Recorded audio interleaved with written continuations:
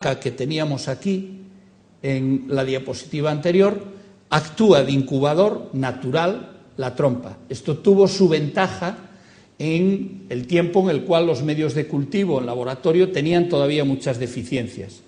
Tenía ya un inconveniente de entrada, estaba muy limitado, era siempre laparoscópico y, por ejemplo, para la obstrucción tubárica, como causa de esterilidad, no servía. Tenía una ventaja que a veces parece baladí, pero no lo es, y es que, como mantenía más el ámbito de fertilización natural, tuvo esa aceptación. Se llegó a hacer también la CIF, que era transferencia intratubárica de cigotos, ya de embriones, pero es una técnica que en el momento actual, sobre todo por el hecho de tener que recurrir a la laparoscopia, se ha abandonado. Otro gran hito lo supuso la inyección intracitoplasmática de espermatozoides. Si ustedes se acuerdan de esta diapositiva, vean que cuando nosotros ponemos en contacto para una fertilización una placa, un óvulo, ponemos a su alrededor en torno a 100.000 espermatozoides móviles, vamos a llamarlos de calidad, entre comillas. Solo uno va a penetrar en el óvulo, pero se necesita que haya esa concurrencia de los otros para que se produzca la penetración. ¿Qué ocurría? Que a veces no se producía y era un hecho enormemente frustrante. Someter a una paciente a un ciclo de estimulación, obtener 7, 8, 10 o 12 óvulos y cuando viene a las 24 o 48 horas a ver el resultado le dices, no, mire, es que no se ha permeado ningún óvulo, no tenemos ningún embrión. Aparecen nuevas técnicas. ¿Cuál es la inyección intracitoplasmática de espermatozoides? Consiste en la captación de un espermatozoide, esto es el óvulo, un espermatozoide, con la micropipeta se aspira y se inyecta directamente dentro del óvulo. Aquí ya empiezan las primeras divisiones, lo que se llama la fase de 2 pronúcleos, y aquí tenemos ya un embrión de aproximadamente unas 8 células en un momento ideal para su transferencia intrauterina. Aquí vean la metodología, con una pipeta que hace vacío se fija el óvulo y se punciona directamente con esa otra micropipeta y se deja el material espermático. La ICSI, ¿qué nos permitió? Nos permitió resolver problemas espermáticos severos. A veces los espermatozoides eran tan pocos, de tan baja calidad, que no eran hábiles para penetrar esa zona pelúcida del óvulo y producir la fecundación. O incluso nos permite coger directamente desde testículo espermatogonias, que tienen el mismo material genético que los espermatozoides, e inyectarlas directamente. Problemas de permeabilidad ovárica. Conocemos mucho, pero nos faltan muchas cosas por conocer y nos llevábamos sorpresas en el laboratorio, unos espermatozoides que parecía que se movían muy bien, que tenían una morfología perfecta, un óvulo que morfológicamente era normal y sin embargo haciendo lo mismo de todos los días no se fertilizaba. Hoy sabemos que a veces hay déficits enzimáticos del espermatozoide, hay zonas de la corteza del óvulo que alteran esa permeabilidad y que podemos obviar con este tipo de metodologías.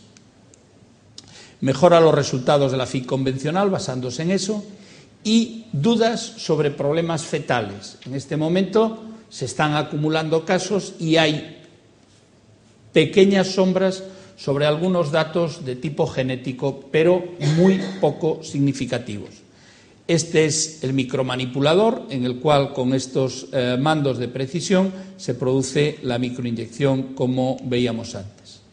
Pero seguimos avanzando y decimos, y si nosotros diagnosticamos intraútero mediante una amniocentesis o una vellosidad corial, ¿por qué no podemos intentar diagnosticar exútero, es decir, el embrión antes de su introducción? Y entramos en una nueva fase que es el diagnóstico genético preimplantacional.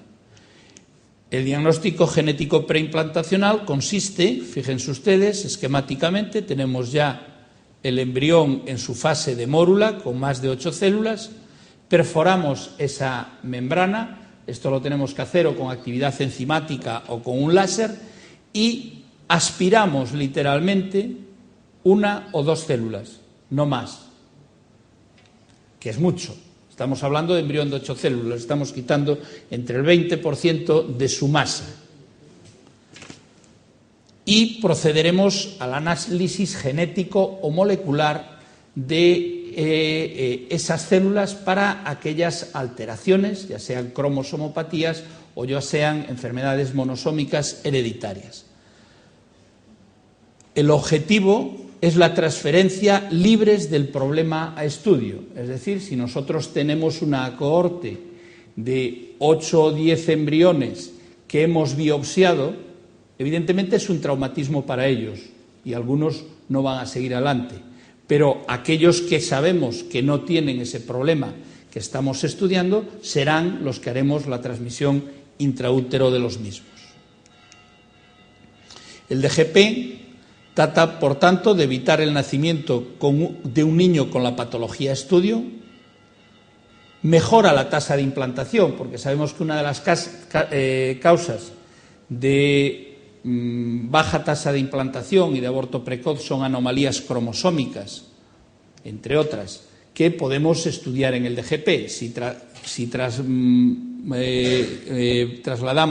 Si implantamos embriones sin esa cromosomopatía, debería de aumentar la tasa de implantación y los resultados. Pero no hemos de olvidar que todo hay que pagar por ello, y es una lesión embrionaria. Los datos que se están acumulando no hay problemas, pero necesitamos tiempo. Aumenta la complejidad de la técnica. Hay un problema que es importante, que es la premura en el resultado. Yo estoy biopsiando un embrión en el tercer día y no puedo retrasar la implantación más de 2 días. Tengo que tener el resultado en 48 horas o hacer un paso intermedio. Congelo y después aquellos que no tienen la enfermedad descongelo y transfiero. La verdad es que los estamos convirtiendo en unos auténticos supervivientes. Le quitamos un trozo, los congelamos, los descongelamos y le pedimos que se implanten y salgan adelante. Pero lo hacen. Todavía nos complicamos más y ya no es que busquemos enfermedades. Hay quien dice, bueno, ¿por qué le voy a hacer una biopsia corial o una amniocentesis para diagnosticar una cromosomopatía? Hagámosle el screening ya al embrión. Búsqueda de riesgo, no busca enfermedad. Se está aplicando en este momento a cromosomopatías con indicaciones, sobre todo la que está reconocida es si hay cromosomopatía en los padres, si no su utilidad es dudosa.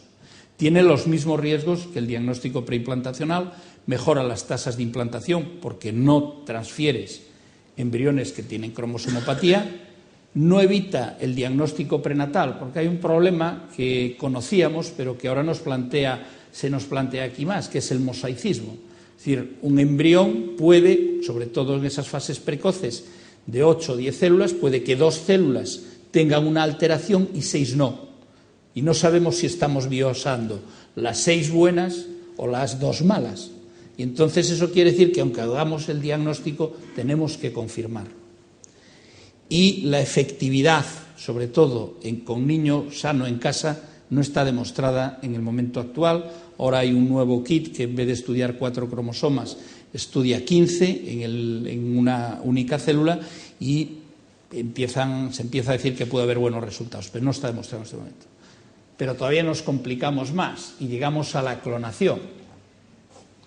La clonación es coger una célula adulta, es decir, una célula de la piel, de cualquier órgano, le quitamos el citoplasma, nos quedamos con el núcleo, vaciamos un óvulo, hay que hacerlo sobre una célula germinal, lo rellenamos con ese núcleo, por así decirlo, y tenemos un embrión. 2 finalidades: células madre embrionarias o desarrollo de un nuevo individuo.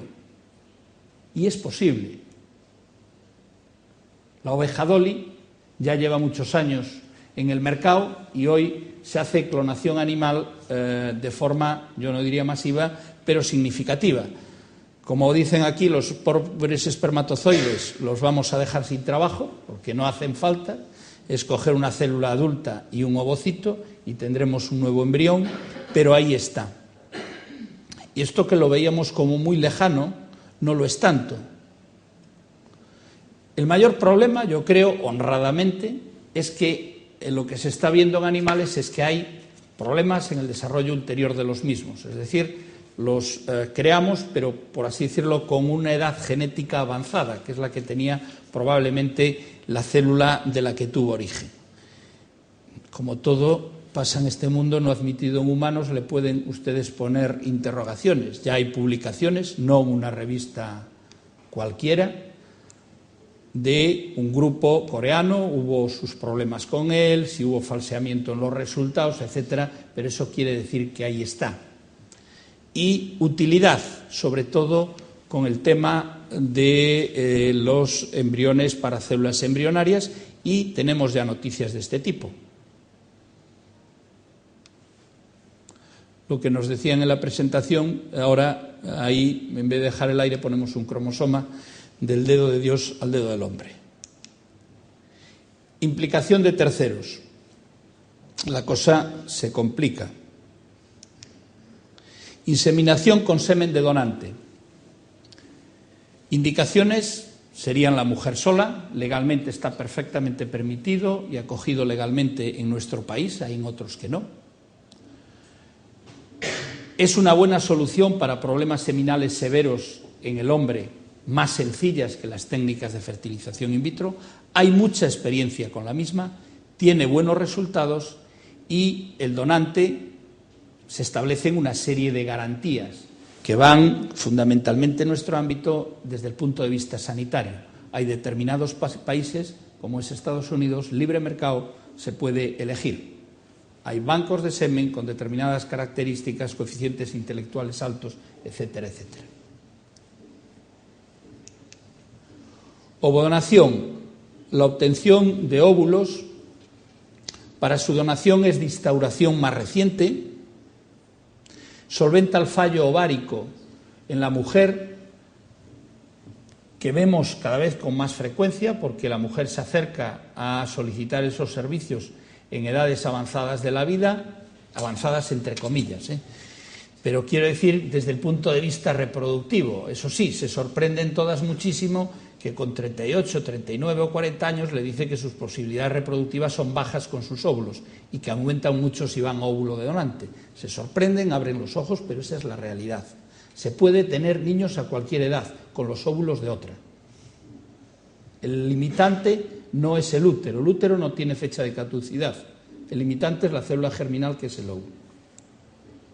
Los resultados son muy buenos, los veremos con óvulo donante, son óvulos de chicas en torno a los 20 y tantos y con muy buenos resultados. Y la utilización está siendo creciente. Pueden ustedes entrar en Internet, hay multitud de páginas en las cuales se ofrecen para realizar este tipo de tratamientos.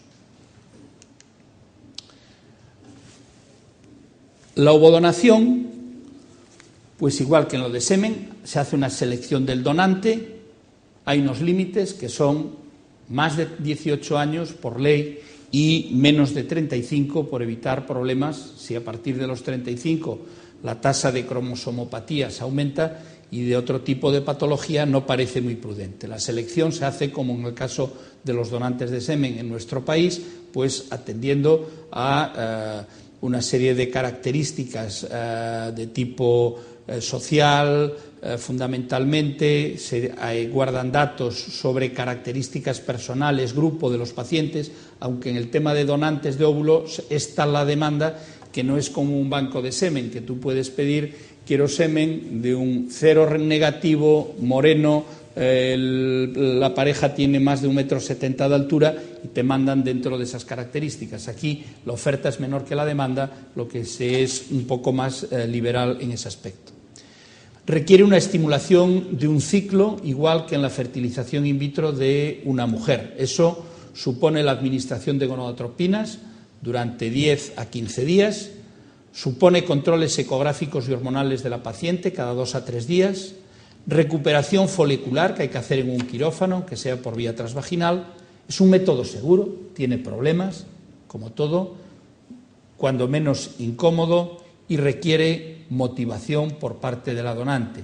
Motivación ya sea altruista, ya sea primada, porque veremos a continuación que el tema de la ovodonación tiene en ese sentido unas características específicas. Primero, no está permitida en algunos países.